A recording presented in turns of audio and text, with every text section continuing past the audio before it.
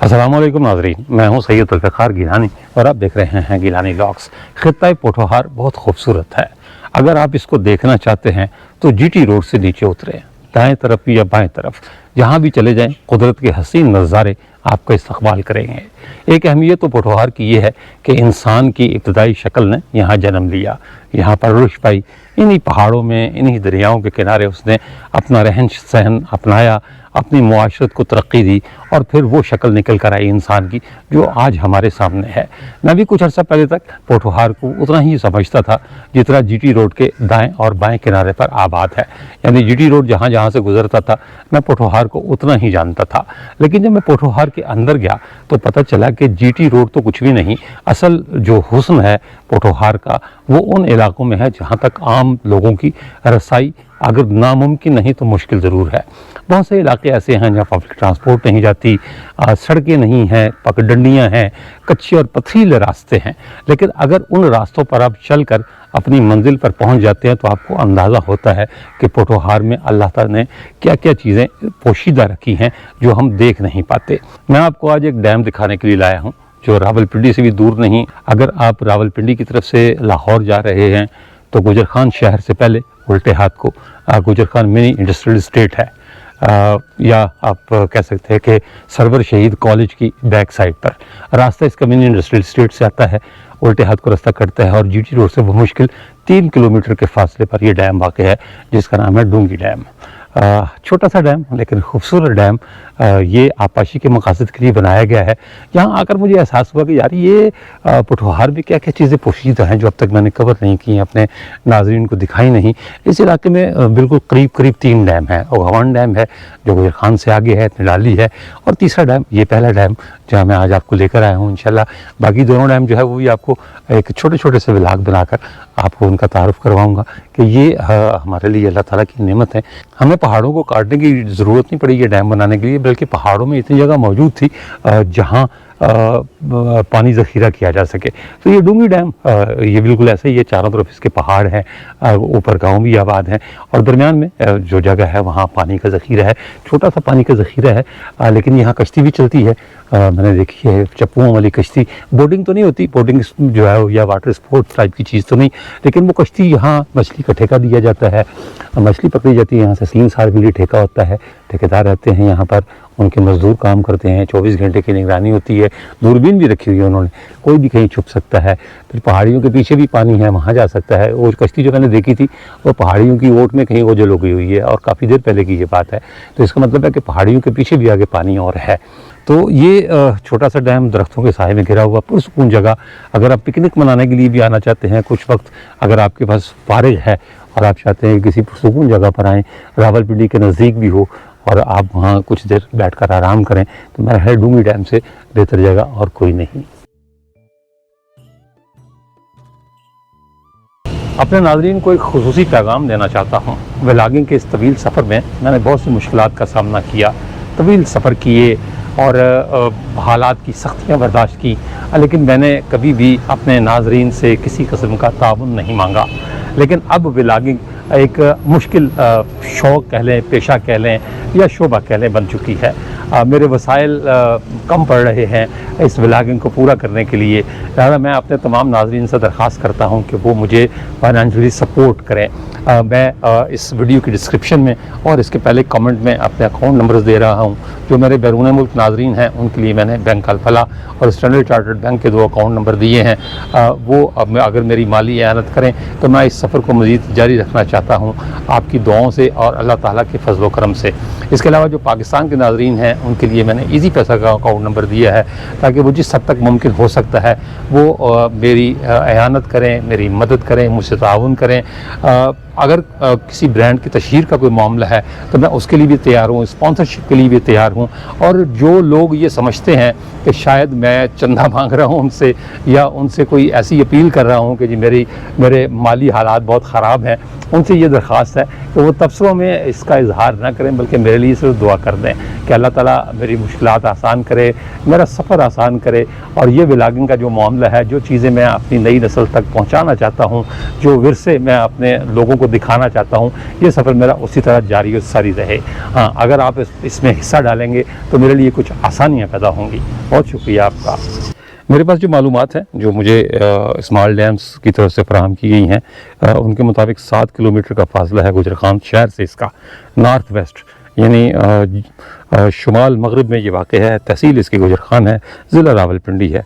और ये होचेरा कस कांशी रिवर इसका एक मावन नाला है, उस पर ये डैम बना हुआ है। और फिर ये जो कांशी रिवर है ये आगे जाकर दरिया झेलम में गिर जाता है। 14 मिलियन इसकी जो है वो कास्ट आई थी, जो मुकम्मल होने के बाद। मैक्सिमम हाइट ऑफ डैम जो है वो 71 फुट है। 1760 एकड़ फुट पानी इसमें स्टोर किया जाता है, यानी जो ग्लास स्टोरेज है। और लाइव स्टोरेज इसकी जो है वो 959 एकड़ फुट है, 959 एकड़ फुट। 1195 क्यूसिक जो है वो इसका जो स्पिलवे को डिज़ाइन किया गया है, इसका जो डिस्चार्ज करने की इसमें सलाहियत है। एक ही चैनल इसका 11,400 फुट लंबा चैनल है, 5.4 क्यूसिक पानी ये खारिज कर सकता है। और जो इलाके हैं डूंगी, दोहमान, ढोरी, अगर किसी गांव का नाम गलत हो जाए तो माजरत, क्योंकि मुझे बहुत से जो देहात हैं उनके नामों को सही तलफ़ुज़ नहीं आता। तो ये जो 3-4 देहात हैं, इनकी जो ज़मीन है उसे ये सैराब करता है। 246 एकड़ फुट डिज़ाइंड CCA। और इसकी जो एवरेज एरिया इरीगेटेड है 2015 से 2020 के आदाद शुमार मेरे पास मौजूद है, 340 एकड़ इससे रकबा सैराब होता है। पानी का ज़ख़ीरा जो है वो मुनासिब है, यानी सफिशेंट है। और annual irrigation of dam is more than 95%, यानी सालाना 95% से ज़्यादा इलाकों को ये सैराब करता है। The performance of dam is considered excellent. Light structure of dam, यानी जो इसमें इरीगेशन चैनल है, स्पिलवे है, और जो मेन डैम का जो इलाका है वो सेटिस्फैक्ट्री कंडीशन में है, यानी कि बहुत अच्छी हालत में है। ये इसका छोटा सा एक गेस्ट हाउस ये कह लें या रेस्ट हाउस कह लें, वो है। मैं ऊपर खड़ा हुआ था, आपको सही डैम का नज़ारा नहीं करा सका, लेकिन अब मैं चल रहा हूँ नीचे ताकि आपको डैम का सही नज़ारा भी कराऊँ, स्पिलवे भी दिखाऊँ। ये सीढ़ियाँ हैं, सीढ़ियाँ उतर के मैं नीचे जा रहा हूँ। ऊपर से हम रेस्ट हाउस में, ये अच्छा पुरसकून इलाका, चारों तरफ ऊँचे ऊँचे दरख्त हैं, मुख्तलिफ, मुझे अब इनके नाम तो नहीं आते, इनमें मेरा ख्याल देवदार है और ये सफ़ेदे के दरख्त लगे हुए हैं। ये मैं आ गया हूँ सरकार नीचे, और यहीं से इसका स्पिलवे शुरू हो जाता है। ये सामने इसका स्पिलवे है, अच्छा खासा लंबा है, लेकिन इसके मेन गेट जो है वो कम है।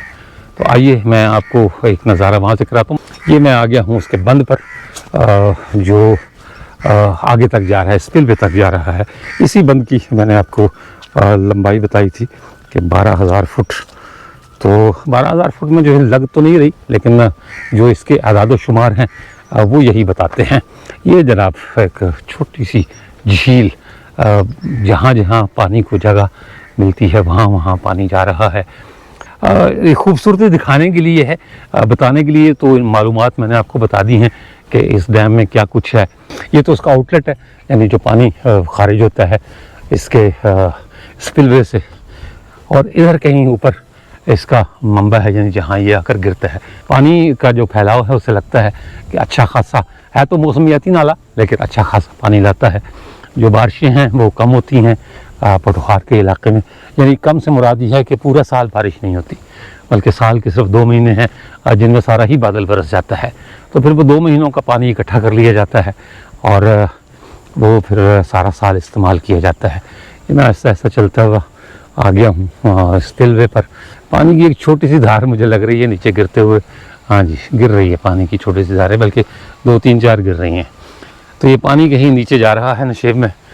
अब नशेब में शायद मैं ना जा सकूं, लेकिन मैं आपको स्पिलवे का नज़ारा ज़रूर करवा दूंगा, यानी उसका ड्रोन शॉट लेके तो उसके स्पिलवे का मैं नज़ारा करवा दूंगा आपको, ताकि आपको पता चले कि स्पिलवे बेशक मंगला डैम का हो, तरबेला डैम का हो या निराली डैम का खूबसूरत स्पिलवे है। नीचे पानी का एक छोटा सा तालाब बना हुआ है और फिर आगे एक नन्ना मुन्ना सा नाला निकलता है। ये सारा ओवरफ्लो हुआ है पानी यहाँ से, और ये आवाज़ भी शायद तेरी आवाज़ के पस मंज़र में उसकी आवाज़ आ रही हो। इतना बुलंद नहीं है लेकिन खूबसूरत नज़ारे हैं, पोठोहार के खूबसूरत नज़ारे। और ये इधर ये जो आपको नज़र आ रही हैं ये सफ़ेद सफ़ेद चीज़ें, ये बुनियादी तौर पर मछली के जाल हैं जिनसे मछली पकड़ी जाती है। ये मैं स्पिलवे के यहाँ ऊपर आ गया हूँ, ये आपको यहाँ से स्पिलवे नज़र आ रहा होगा। ये जहाँ पानी गिर रहा है, अच्छा खूबसूरत लगता है, इतनी बुलंदी से पानी नीचे गिरते हुए एक धीमी सी उसकी आवाज़ आती है। इसकी अलग ही मौसीकी है, पानी की जो आवाज़ है उसका एक अलग ही लुत्फ़ है। ये गेट लगे हुए हैं इसमें बाकायदा, लेकिन मुझे कोई ऐसी चीज़ नज़र नहीं आई कि कोई इलेक्ट्रॉनिक गेट नहीं है, बल्कि मैं उधर से दिखाता हूँ आपको कि जब पानी एक हद तक पहुँचता है, ओवरफ्लो होता है, तो फिर वो खुद ही डैम से बाहर निकल जाता है। यानी कोई ये शूट मेरे ख्याल है शायद इसको कहते हैं इस तरीक़े नकासी को, तो ये शूट करता है पानी, यानी जब उस लेवल तक पहुंचता है तो ये खुद ब खुद से बाहर निकल जाता है। यहाँ मैं इस तरफ आ गया हूँ, थोड़ा सा ऊंचाई पर जाकर मैं आपको उसका दिखाता हूँ कि ये किस तरह पानी बाहर निकलता है। हाँ जी, ये कुदरती स्पिलवे आप इसको कह सकते हैं, या कुदरती रुकावट कही जा सकती है। ये यहाँ से आपको स्पिलवे नज़र आएगा इसका। ये स्पिलवे है, एक मखसूस बुलंदी उसकी रखी गई है, और जब वो मखसूस बुलंदी तक पानी पहुंचता है तो खुद बहुत को खारिज हो जाता है। लेकिन ये सोचने की बात है कि जब ज़रूरत पड़ती है पानी की तो फिर कैसे इसको खारिज किया जाता है। इसका चैनल है, छोटा सा चैनल है इसका, लेकिन उस चैनल से पानी इतनी मकदार में ज़रूर निकलता है कि ज़मीनों के लिए इस्तेमाल हो सके। ये मैं फलांग कर इधर आया हूँ ताकि आपको स्पिलवे का सामने का नज़ारा करा सकूँ। ये जी स्पिलवे, छोटा सा डैम, अच्छा डैम है, और कुछ नहीं। पानी का तो खैर जो ज़ख़ीरा है, लेकिन ये पोठोहार की खूबसूरती में इजाफा करता है। वो सामने से मैं चला था, दूसरे किनारे से बुलंदी से उतरा था मैं, ये दरख्तों की ओट में इसका रेस्ट हाउस है या गेस्ट हाउस, आप जो भी कह सकते हैं।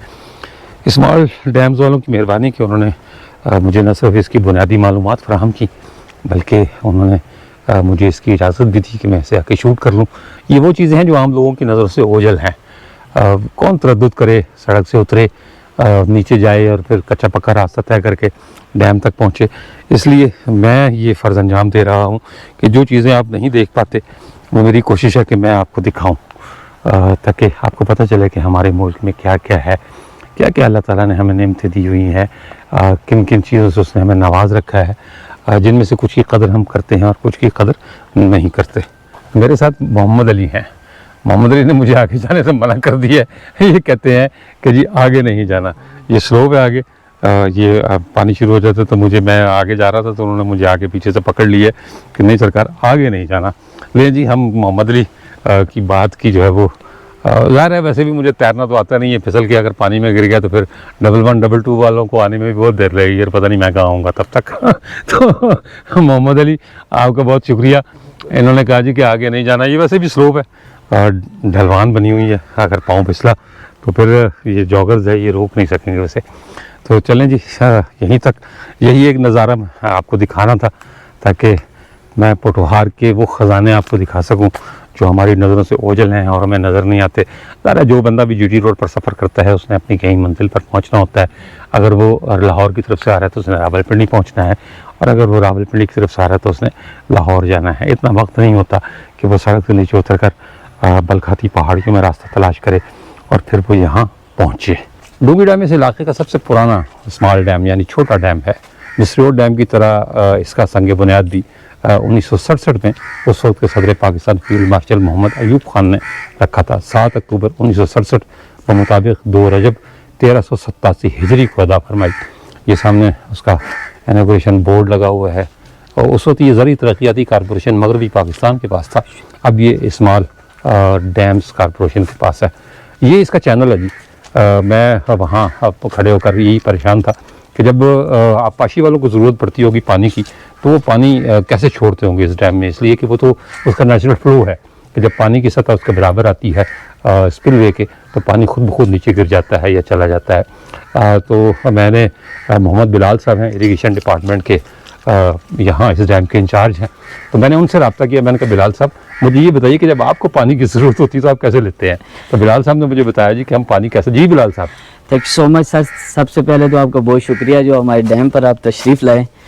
और दूसरी चीज़ जो आपका सवाल, ये जो हमारे पास पानी आता है तो हम इसको आगे कैसे जो सरना चलाते हैं, ये हमारा इसका चैनल का एक सिस्टम बना हुआ है, ठीक है सर।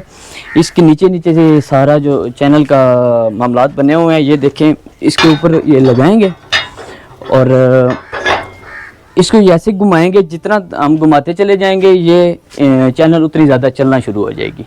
अच्छा, इसे घुमाने के लिए आपके पास कुछ लोग हैं या आप ही मेहनत करते हैं? नहीं, हमारे पास और भी अपने भी लड़के हैं।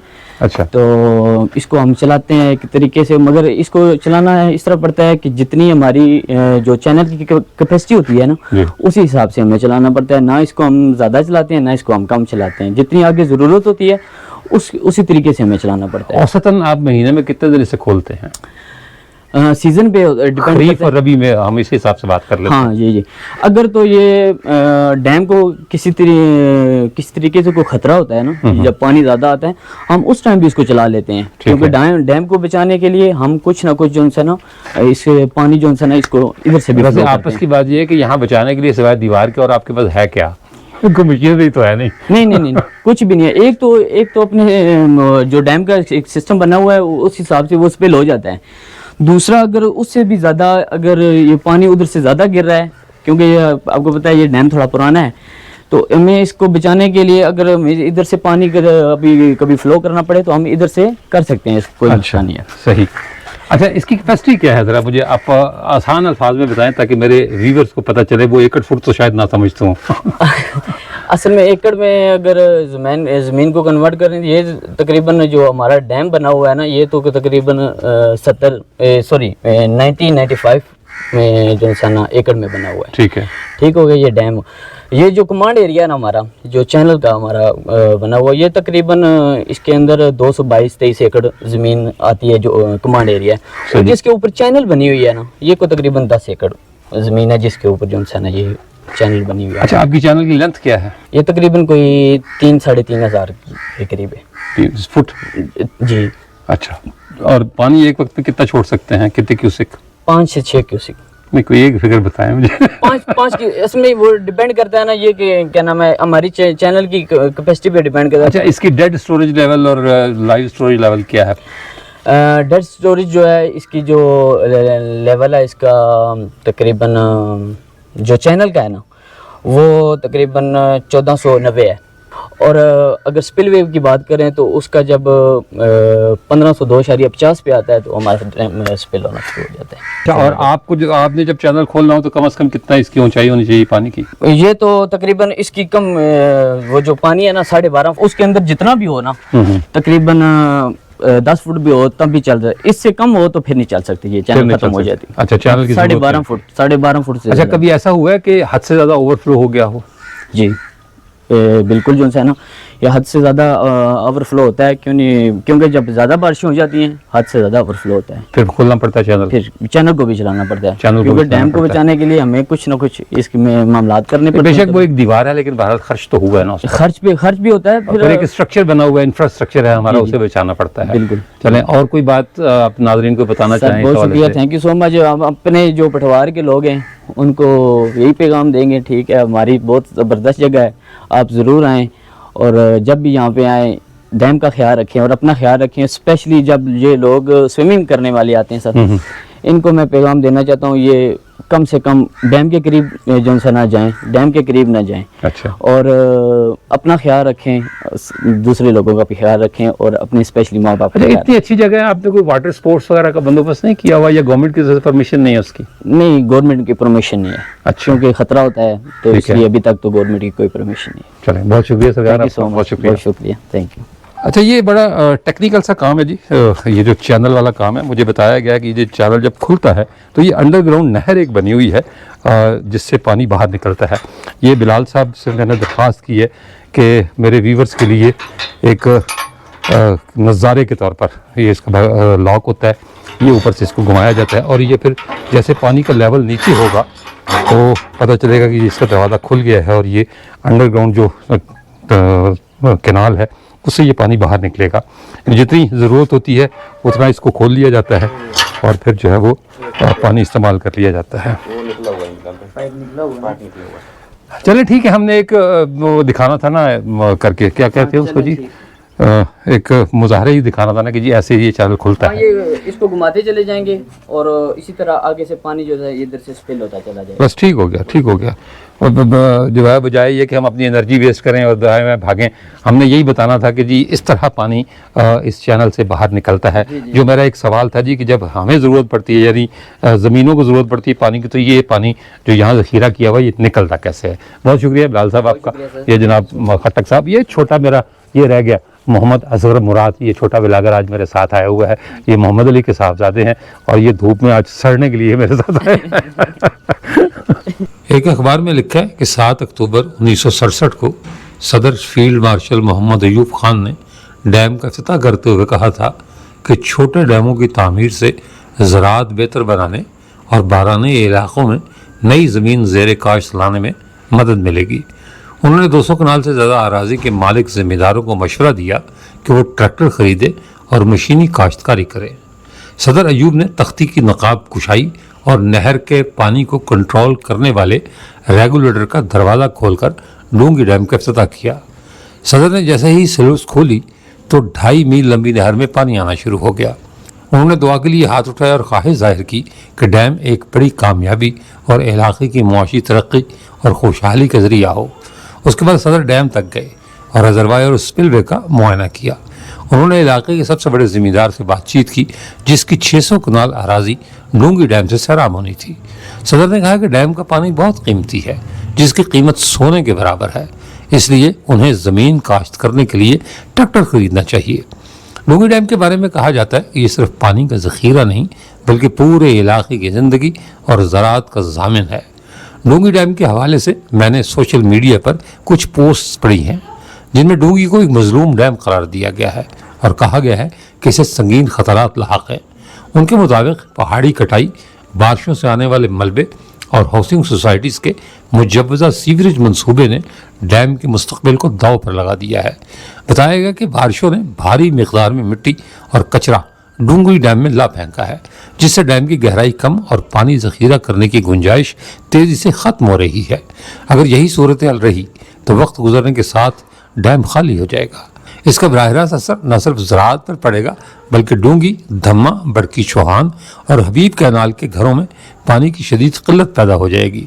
डैम भरने की गुंजाइश न रही तो बारिशें इलाके के लिए बरकत के बजाय तबाही का सामान बन जाएंगी क्योंकि सैलाबी रेले न सिर्फ डूंगी डैम बल्कि आसपास के देहात को भी बहा ले जाएंगे। आपाशी के लिए तो ये ज़ख़ीरा है ही पानी का, लेकिन हारून खट्टक साहब यहाँ मछली पकड़ते हैं, मतलब ये कि मछली का ठेका इनके पास है। अच्छा हारून साहब, सालाना कितनी को मछली पकड़ते हैं आप यहाँ से? सर सालाना एग्जैक्ट फिगर तो दे नहीं सकते क्योंकि यहाँ पर कुछ ऐसी मछलियाँ हैं कि जो 2 साल में तैयार होती हैं, कुछ मछली साल में तैयार होती है। तो एक साल में प्रोडक्शन कम हो जाती है, दूसरे साल थोड़ी बढ़ जाती है। तो यही कोई अराउंड 120 से 150 मन के करीब प्रोडक्शन सालाना इस डैम की है कैपेसिटी। तो आपके अखराजात निकल आते हैं इससे? बस ठीक है, गुजारा हो जाता है। तो इसके अलावा भी आप किसी डैम पर हैं या सिर्फ इसी डैम पर? नहीं, हमारे पास KPK में मुख्तलिफ डैम्स हैं। पाकिस्तान का तीसरा बड़ा डैम गुमलजाम डैम जो है वो भी हमारे पास है। पंजाब में जो सबसे बड़ा डैम है दराबी डैम चकवाल, उसको भी हम लोग आफ्टर कर रहे हैं। इसके अलावा भी पाकिस्तान के मुख्तलिफ जगहों पे हमारे पास छोटे बड़े डैम मौजूद हैं। अच्छा, कंपैरेटिवली किस इलाके में मछली ज़्यादा होती है? कोई इलाके का भी होता है आबो हवा का या? जी बिल्कुल, इसमें पंजाब की जो ज़मीन है वो बहुत ज़रख़ेज़ है। इसके लिए गुजरावाला, अलीपुर चट्ठा और ये जो मुल्तान मुजफ्फरगढ़ के एरियाज़ हैं उस पर बहुत हैवी किस्म की कमर्शल फार्मिंग होती है। अच्छा, मेरे नाज़रीन को ये बताइए कि ये डैम जो हमारे पास इस वक्त मौजूद है, डूंगी डैम या गोमलजाम या दाराबी डैम, इसमें और फिश फार्मिंग की मछली में क्या फ़र्क है? जी, डैम्स की मछली जो होती है वो नेचुरल फीड पे पलती है। उसको नेचुरल अपना टाइम मिलता है, नेचुरल फीड मिलती है। तो वो प्रॉपर जिस तरह आप घरों में आपकी घरेलू मुर्गी होती है और फार्म की मुर्गी होती है, तो फार्म्स में उनको मुख्तलिफ़ किस्म की फीडिंग कराई जाती है जिससे वो जल्दी ग्रोथ करती है। लेकिन उसका वही हिसाब है कि वो फार्म की मछली और फार्म की मुर्गी जो है वो बराबर एक जैसा उनका वो होता है, उसमें ताकत जायका उसमें फ़र्क होता है बनिस्बत डैम्स की मछली। सबसे अच्छी मछली कहाँ किस इलाके की है?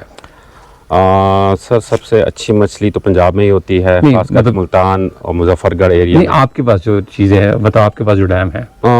सर बंदे बंदे पे डिपेंड करता है। पर पश्तून पीपल जो हैं वो ऑयली मछली जिस तरह सिल्वर हो गई, बिग हेड हो गई, वो उसको पसंद करते हैं क्योंकि उसमें अपना नेचुरल ऑयल जो होता है, कोलेस्ट्रॉल, वो जब आप उसको फ्राई करते हैं उसका अपना भी आता है। जिस तरह दुम्बा होता है, सही। जब आप कुकिंग करते हैं तो उसमें अपना ऑयल भी आ जाता है। तो पश्तो स्पीकिंग जो बेल्ट है उसमें सिल्वर बिग हेड को ज़्यादा पसंद किया जाता है और पंजाब वाली साइड पे थैला रहू ज़्यादा पसंद करते हैं। रोहू है अब भी, मतलब इस डैम में है रोहू? जी सर, तमाम डैम्स में रहू होता है। थैला और रोहू तो मेरा कॉमन मछलियाँ वो हर जगह ही तो शायद सर होती ये हैं। जब डैम्स में आप फिशिंग करते हैं तो उसकी 3 लेयर्स होती हैं, एक अपर लेयर होती है, एक मिडल लेयर होती है और एक ग्राउंड पे होती है। तो आपने हर जो पोर्शन है उसके लिए अपनी एक मछली को छोड़ना होता है, क्योंकि अगर आप अपर लेयर में मछली डालते हैं तो वो सिर्फ अपर सरफेस से खुराक करेगी, मिडल से जो मछली डालेंगे वो मिडल से करेगी, जो बॉटम तह के साथ है तो वो आपने लाजमी उस 3 हिस्सों में अपनी तादाद के हिसाब से मछली को डालना होता है। अगर आप नहीं डालते हैं तो उस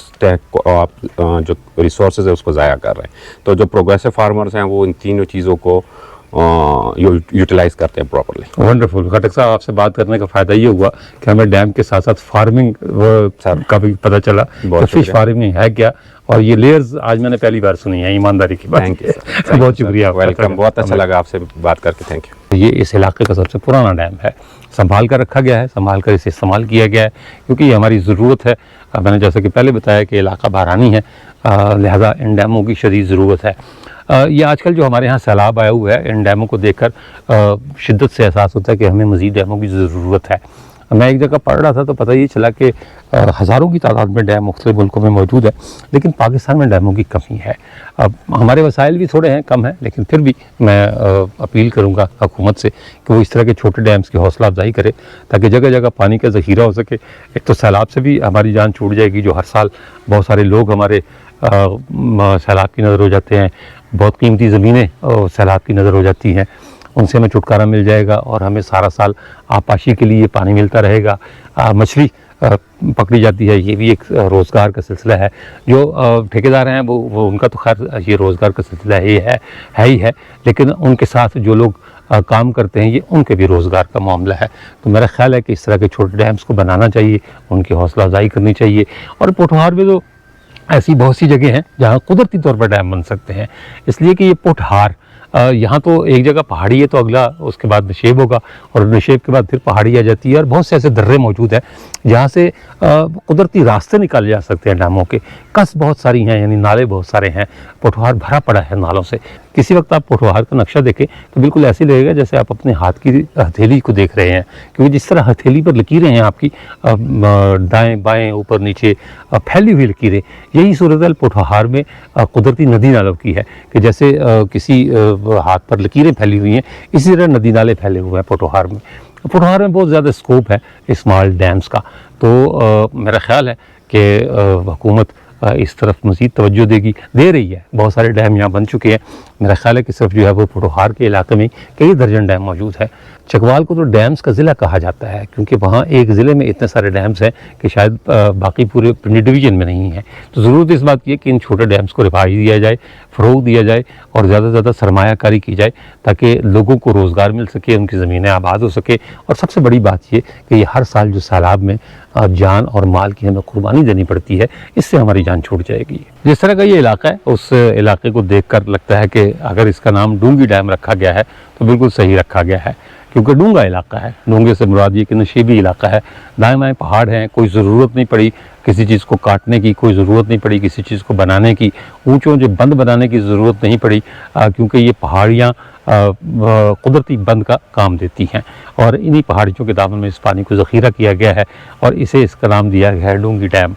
मुझे याद आ गया कि मैंने सुहावे के करीब एक जो सर था यानी तालाब था उसका ब्लॉग किया था, उसका नाम भी डूंगी सर था।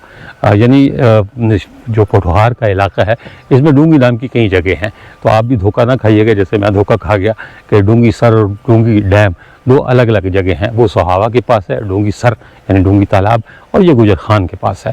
तो डूंगी डैम से इतना ही, आपको सिर्फ इसकी खूबसूरती दिखाना मकसूद थी और जो मालूमात देनी थी कि ये मतलब इसकी क्या वसअत है, क्या है इसका पानी का ज़ख़ीरा करने की गुंजाइश है, किस तरह का इसका स्पिलवे है और क्या क्या हमने जतन किए हुए हैं अपनी ज़मीनों को आबाद रखने के लिए, ये बताना मकसूद था। इसके साथ ही इजाज़त दीजिए, इंशाअल्लाह ताला अगले व्लॉग में दोबारा मुलाकात होगी। तब तक के लिए अल्लाह हाफ़िज़।